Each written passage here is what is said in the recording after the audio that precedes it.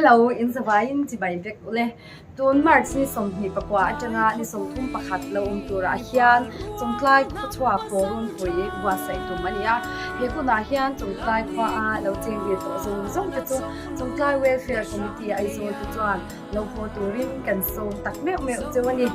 tin he hun hi kan dam chung in kan tong le ngem ti po sin the ni lawa chuwang chuan chungtlai a i ho wang hiang he ku na hian lalni kwala lung khun hon tum ania chumei ba ka chuan deputy cm jam tak ton wele assembly house speaker purin yana sai lo ten ron han puilo na chumei ba ka chuan zai thiam tak tak zai ngai nom tak tak ngai tha tu do na program hmom tak tak te kan han lang ho chu do nya